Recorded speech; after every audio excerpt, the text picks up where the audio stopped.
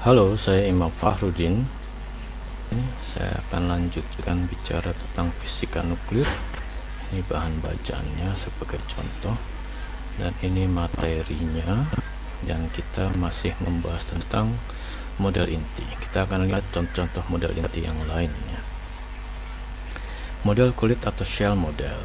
Orang sudah lihat bahwa di inti ada yang disebut sebagai magic number ya. Ini orang belum bisa jelaskan. Saat ini sih sudah, sama ketika itu belum bisa dijelaskan ya. Nah, fenomena ini atau magic number tidak bisa dijelaskan dengan menggunakan model inti tetes cairan maupun model inti gas Fermi. Jadi orang cari model inti lain. Pada atom orang dapatkan fenomena serupa ya. Jadi ada semacam magic number di atom, dan itu ketika itu ini sudah masuk mekanika kuantum. Orang sudah menghitung atom dengan mekanika kuantum dan didapatkan magic number untuk atom. Jadi ide ini sekarang juga dibawa ke inti. Inti dimodelkan seperti atom, memiliki struktur kulit, tingkat-tingkat energi, tingkat-tingkat keadaan yang diskrit. Ini disebut model kulit, shell model. Model kulit termasuk model independen. Jadi nukleon dilihat secara independen, berdiri sendiri-sendiri. Di atom kita sudah kenal ini ya, jumlah keadaan yang tersedia sampai tingkat energi N. Ini menghasilkan bilangan seperti ini. Nah, inilah yang merupakan magic number di atom ya. Nah, ini sudah bisa dijelaskan. Orang sudah menghitung atom dengan mekanika kuantum. Nah, di atom itu interaksinya adalah interaksi Coulomb, dan orang juga sertakan interaksi spin ya. Faktor spin dimasukkan di situ. Nah, yang orang tidak tahu, kalau orang ingin melakukan hal yang sama untuk inti dengan perhitungan mekanika kuantum adalah ini. Interaksinya apa ya? Jadi ini Hamiltonian inti. Interaksinya seperti apa di inti? Jika di atom ini adalah interaksi Coulomb dan spin ya. Nah, itulah yang orang cari. Interaksi seperti apa yang nanti ketika dimasukkan dalam perhitungan menghasilkan jumlah keadaan yang tersedia yang nilainya seperti ini. Ini adalah magic number di inti. Dicoba potensial kotak sederhana ya, seperti gambarannya seperti di model gas Fermi. Dimasukkan dalam perhitungan, didapatkan jumlah keadaan yang tersedia adalah seperti ini. Ini tidak sesuai dengan magic number, berarti tidak bisa dipakai potensial kotak sederhana. Orang coba potensial osilator harmonik, juga ini tidak cocok. Jadi orang coba model-model lain masih belum cocok. Nah, di tahun 49 ini Mayer dan Jensen, ini juga tasaran Fermi, itu mengusulkan bahwa ruang spin dan ruang biasa itu bisa terkoppel. Jadi mesti ada interaksi spin orbit ya. Interaksi spin dan momentum angular orbital. Nah, jika ini dimasukkan dalam potensial, ini dimasukkan ke Hamiltonian inti, maka didapatkan hasil yang diinginkan, yaitu diperoleh nilai-nilai untuk jumlah keadaan inti yang sesuai dengan magic number. Jadi ini sukses ya. Jadi kuncinya ini harus memasukkan interaksi spin orbit ya. Sedangkan fungsi R-nya ini terserah modelnya mau seperti apa. Ini tidak terlalu berpengaruh dikaitkan dengan magic number, tapi yang penting adalah harus ada faktor ini, interaksi spin orbit. Kita lihat agak lebih detail tapi tidak terlalu detail tentang spin orbit. Jadi ini sudah mekanika kuantum. Jadi model kulit itu sudah menggunakan mekanika kuantum. Seperti juga di atom hidrogen itu orang sudah gunakan mekanika kuantum. Biasa di nuklir H bar di set sama dengan 1. Jadi ini di mekanika kuantum masuk dalam topik bahasan penjumlahan momentum anggular ya.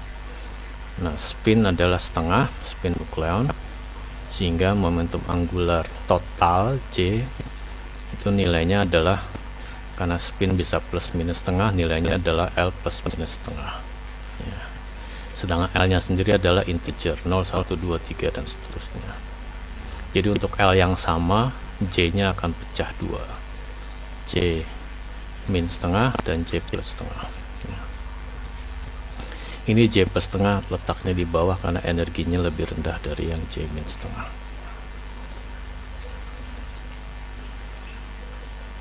Nah, di model spin orbit kita lihat suku ini. Suku ini diperoleh dari penjumlahan vektor ini momentum anggular.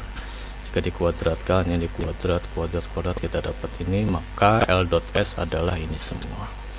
Nah, di mekanika kuantum kita bisa hitung eigenvalue-nya ya. Eigenvalue ini J kuadrat adalah ini, J kali J plus 1, untuk L kuadrat ada L kali L plus 1. Ini semua momentum anggular, spin juga termasuk momentum anggular, maka S kuadrat eigenvalue-nya adalah S kali F plus 1. Karena spin nilainya setengah, maka didapat S kali S plus 1 adalah ini. Sehingga diperoleh nilai eigen untuk L dot S. Untuk L sama dengan 0 ini mudah. L sama dengan 0 berarti nilai eigen value-nya adalah 0 ya. Tapi untuk L tidak sama dengan 0, nilainya menjadi, untuk kasus yang ini J nya adalah L plus setengah, maka nilai L dot S sama dengan ini, setengah L. Sementara untuk L nya adalah, J nya adalah L min setengah, maka nilai L dot S nya adalah ini ya. Itu dimasukkan dalam perhitungan dan diperoleh bahwa keadaan inti nanti bergantung pada ada bilangan kuantum L ini berhubungan dengan momentum angular orbital, ada bilangan kuantum J ini untuk momentum angular total, dan ada lagi bilangan kuantum N ya. Jadi ini diberi label seperti ini keadaan inti ya. L kita sudah kenal dari notasi spektroskopi, itu biasa ditulis sebagai SPDFG untuk L 0, 1, 2, 3, 4 dan seterusnya. Nah, kita langsung ke sini saja. Jadi diperoleh untuk tingkat 1 itu keadaan yang mungkin hanyalah L nya sama dengan 0, berarti ini S. Kemudian tingkat 1 N nya 1, J nya nilainya setengah. Jika L sama dengan 0, maka J sama dengan spin, yaitu setengah. Jadi keadaan 1S setengah. 1S setengah berisi dua keadaan, karena bisa up bisa down, maka ada dua keadaan. Jadi sampai tingkat sini jumlah keadaan total adalah 2. Di tingkat berikutnya, energi yang lebih tinggi itu L nya 1, sehingga ini notasinya P. Kemudian untuk L sama dengan 1, kita bisa ingat sini lagi, jika L nya 1 maka J nya bisa setengah atau 3/2 atau 1/2. Jadi ini J nya setengah dan 3/2. Jadi ada dua keadaan yang mungkin. Untuk nilai P itu ada 6 keadaan ya, sehingga total sampai tingkat sini itu jumlah keadaannya adalah 2 dan 6, jadi 8. Nah, ini tingkat-tingkat berikutnya ya. Di tingkat sini ada tambahan 12, sehingga 8 tambah 12 total keadaan sampai tingkat 3 itu adalah 20 dan seterusnya 28, 50. Nah, inilah ternyata cocok dengan bilangan ajaib. Jadi sekarang ini sudah nggak ajaib lagi ya. Jadi orang sudah tahu bahwa magic number ini adalah jumlah keadaan total yang ada di inti sampai tingkat tertentu, dan ini kuncinya ternyata bahwa di fisika nuklir atau di inti atom itu interaksi atau gaya nuklir atau potensial nuklir harus menyertakan komponen spin orbit. Jadi ketika bicara fenomena nuklir, maka dalam perhitungan kita tidak boleh melupakan ini harus selalu disertakan. Buktinya adalah bahwa magic number hanya bisa dipecahkan, dijelaskan jika kita menyertakan suku ini pada potensial atau pada interaksi nuklir.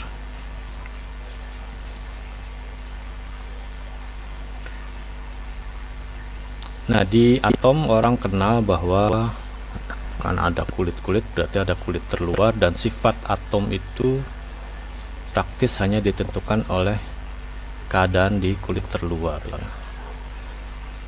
Nah, demikian juga sifat inti menurut model kulit, maka sifat inti ditentukan oleh keadaan nukleon di kulit terluar di tingkat energi paling tinggi. Ini menentukan paritas inti, spin inti. Kita ingat lagi di rumus massa semi empiris itu ada suku koreksi pasangan ini mengoreksi energi ikat ya.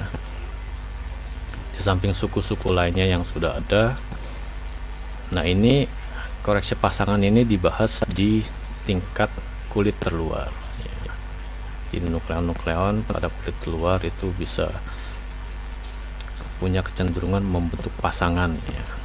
Proton dengan proton, neutron dengan neutron, itu akan bergantung spinnya, itu akan menentukan apakah ini akan mengurangi energi ikat atau justru menambah energi ikat.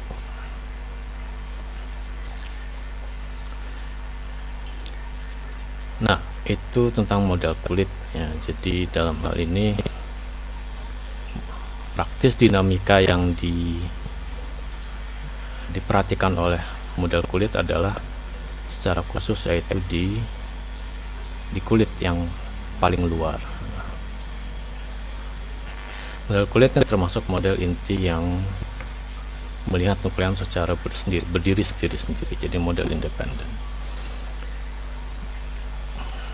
Kita melihat beberapa fakta bahwa model kulit sukses menjelaskan bilangan ajaib atau magic number, tapi ternyata dalam beberapa fenomena dia tidak bisa dipakai model kulit ini.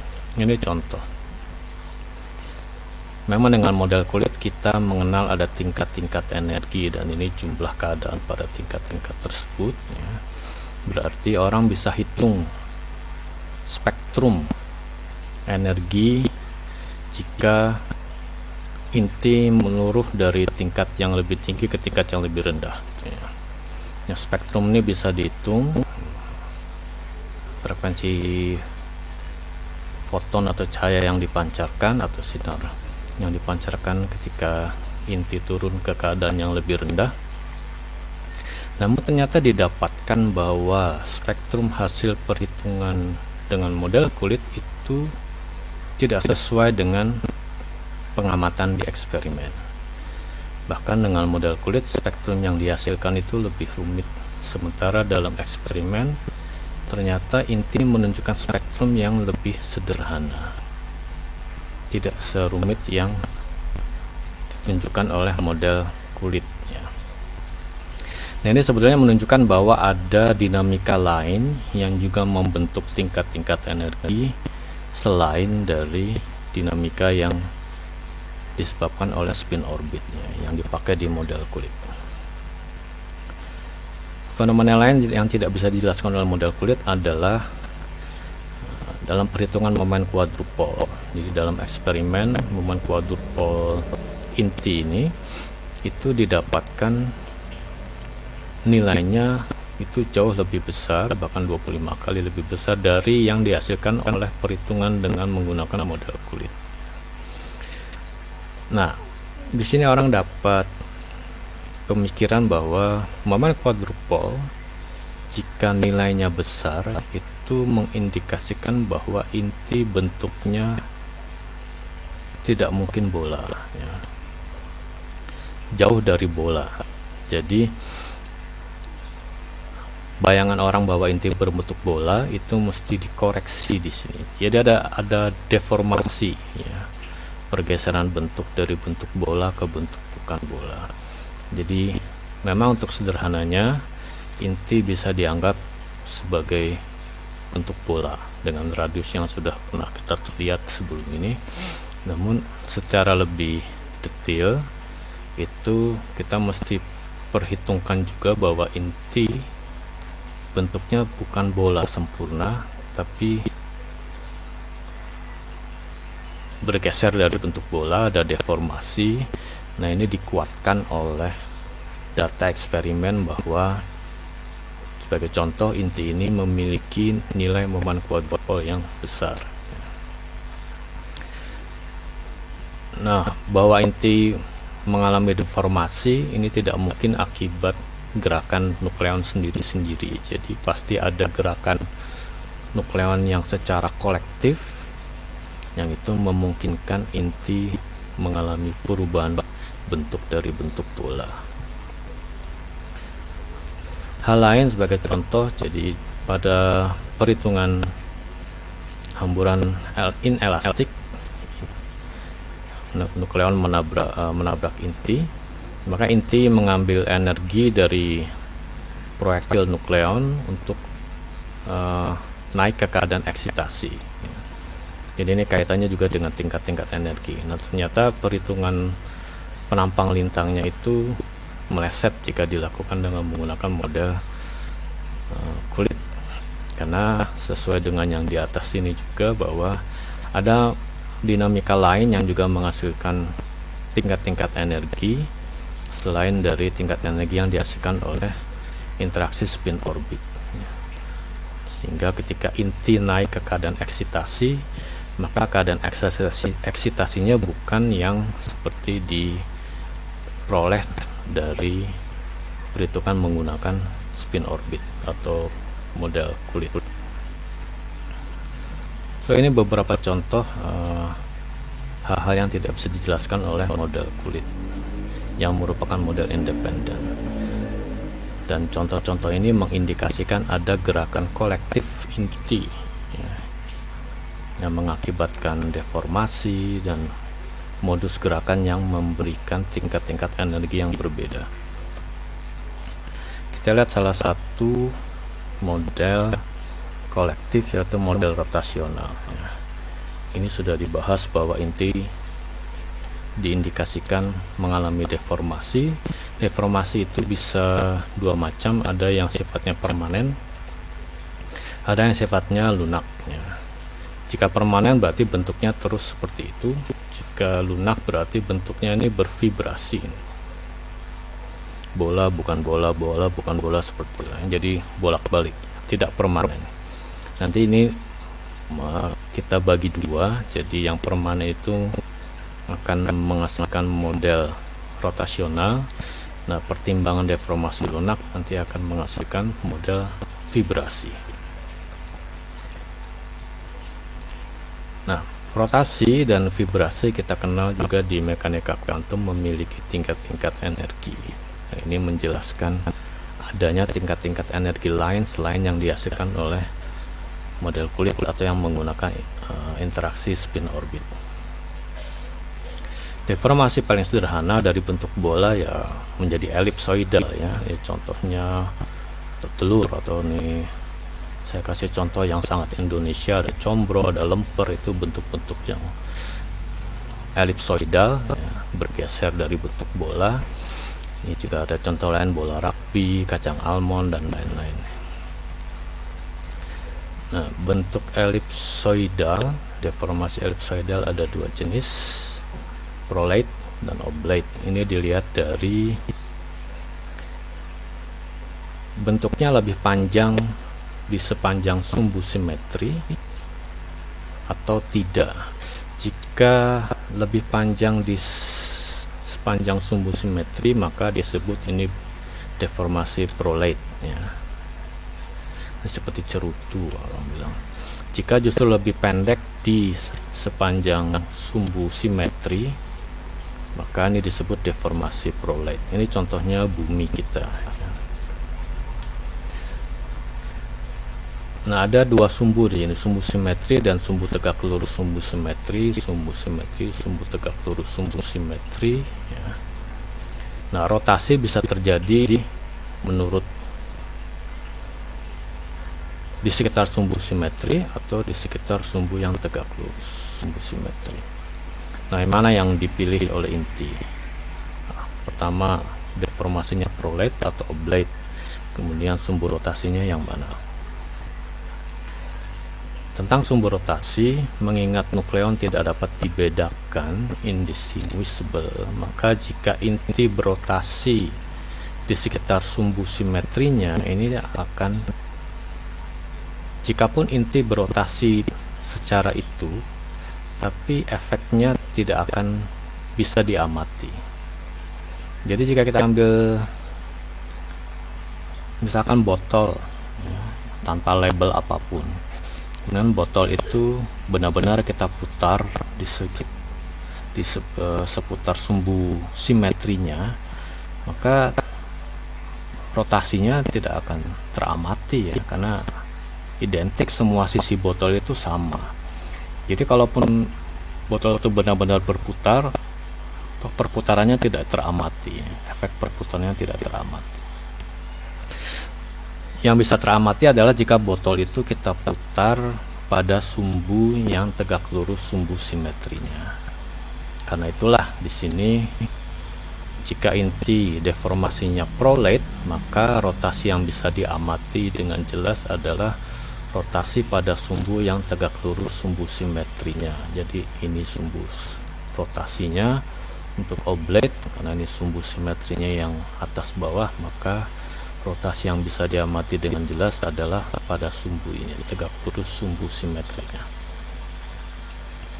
Nah, sekarang bentuknya, apakah yang dipilih prolate atau oblate? Ini orang bisa pakai prinsip energi minimum, bahwa alam atau sistem itu akan cenderung memilih keadaan dengan energi terendah ya. Jika rotasinya lamban, maka inti bisa saja memilih bentuk deformasi prolate atau oblate. Tapi jika rotasinya cepat, maka cenderungnya inti memilih deformasi berbentuk prolate. Penjelasan mudahnya bisa dilihat dari sini. Ini adalah energi rotasi ya. Momentum angular kuadrat dibagi 2 kali momen inersia. Jika rotasi cepat, maka nilai J besar ya. Sedangkan sistem memilih energi yang rendah. Supaya energi rendah, jika ini besar, maka I juga harus besar. Nah, momen inersia besar terjadi jika bentuknya prolate ya. Bentuk prolate berputar pada sumbu ini, maka momen inersianya besar ini, sehingga akan dicapai energi yang lebih rendah daripada jika bentuknya oblate.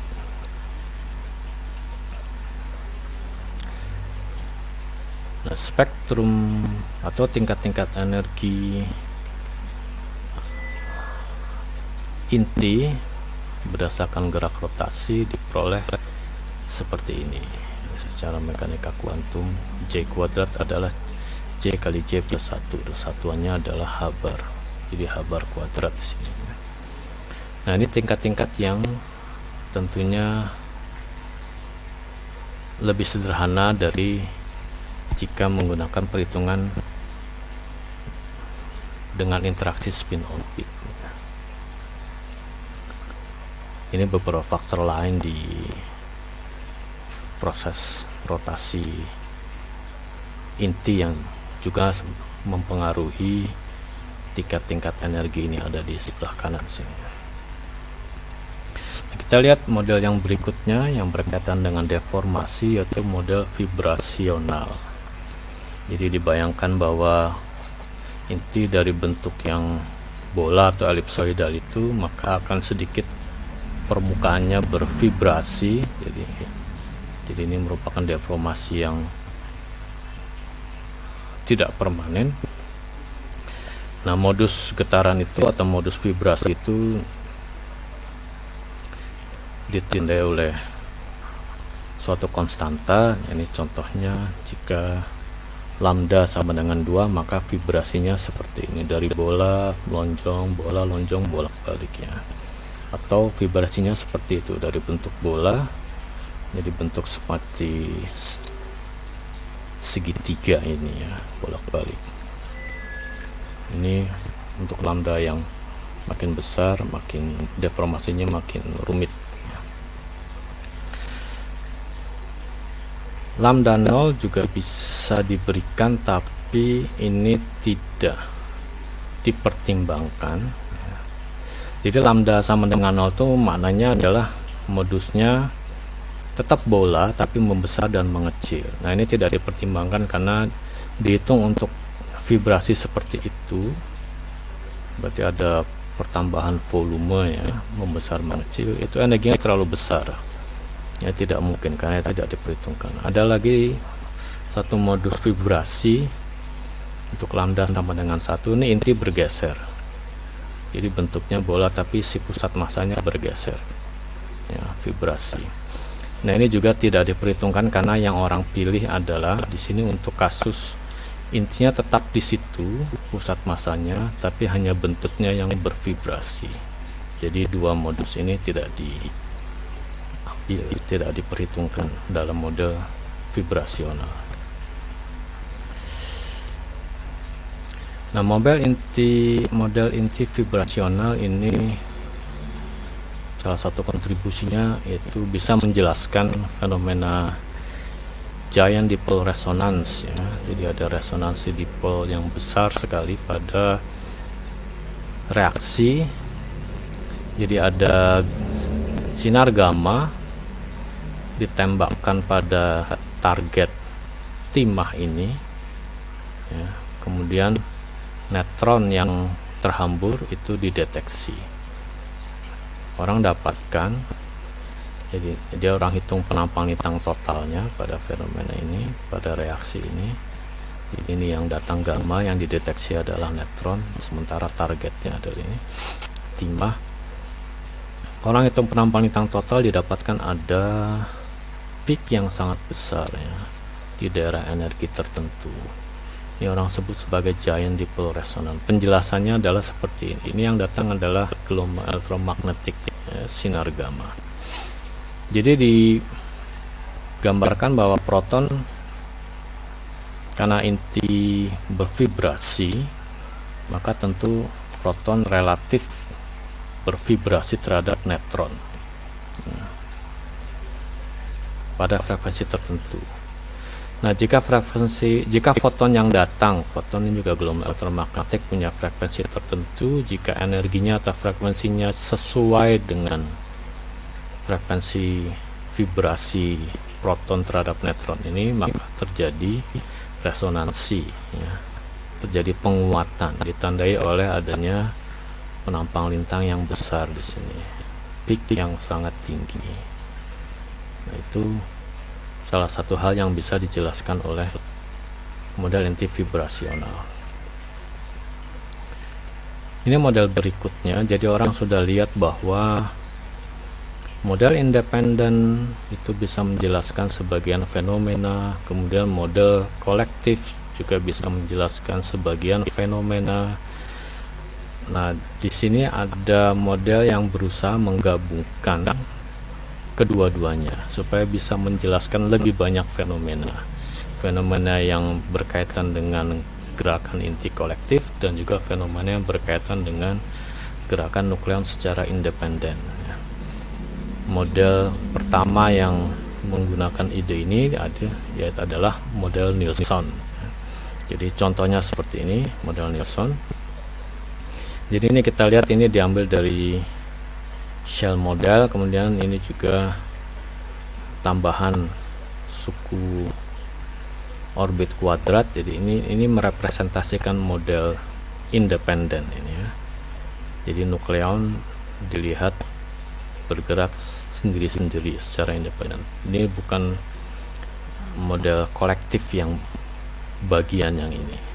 Sementara di depan kita kenali bahwa ini adalah osilator harmonik. Ini vibrasi. Jadi ini merepresentasikan model kolektif.